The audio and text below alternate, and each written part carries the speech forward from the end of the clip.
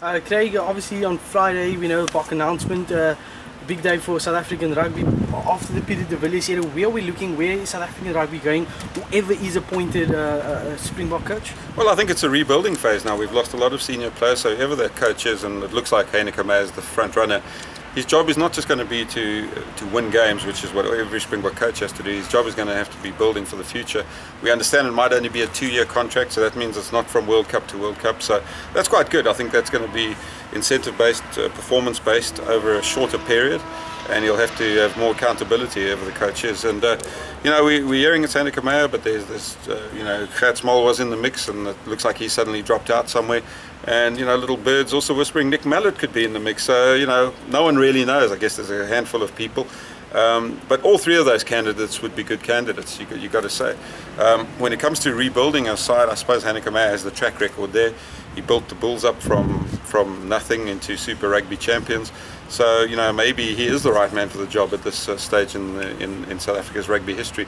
But the reality is, with the great players we had from winning the World Cup in 2007, we only had a 62% winning rate in the 4 years between 2007 and 2011, and that's just not good enough for a South African side. And even in a rebuilding phase, you know, the Springboks should be winning at least 70% of their games. So I think these are issues that the SARU executive has worked on and thought about. I know I spoke to Yuri Roo, and he finds that winning 62% of games is unacceptable, and you know, they're going to be putting pressure on the next coach to deliver both results and development in terms of bringing young players through. So it's going to be a tough job for whoever takes it on, and a brave man, and hopefully he'll have all the support of the SARU Executive Council. You mentioned the 2-year contract that might be signed by the new coach, but in any sport, obviously we think World Cup to World Cup, which is obviously 4 years. Would it not be a good idea to maybe appoint a coach for 4 years, and hiccups along the way, give him the chance to prove himself?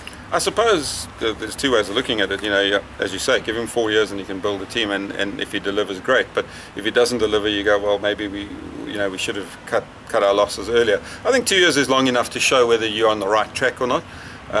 This year is going to be particularly difficult though, because the Springbok coach only gets the players 5 days before their first test against England.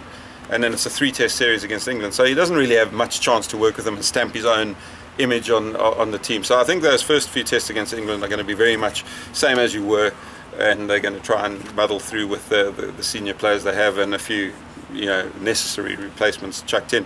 I think we'll start seeing the development of a new squad in the Tri-Nations and beyond, and I think we've got good enough players to keep winning, and a coach to still keep around about a 70% winning record even while developing. So I think if he can do that and show that he's moulding a team and he has a vision for 2015 beyond when he gets to the halfway point in his job, he should keep the job. If not, you know, you have enough time to cut your losses and build again.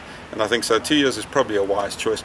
You know, we've been locked into these 4-year contracts, and you know, that probably saved Jake White. He would have been fired if he didn't have a 4-year contract, and he delivered the goods in the end. Peter de Villiers, the same thing. He had a 4-year contract. He might have been you know, let go after 2010 if it wasn't for the contract. You know, so it does help the coach, but it does tie SARU's hands behind their back. So maybe this time around they've decided that they're going to give themselves a little bit more wriggle room.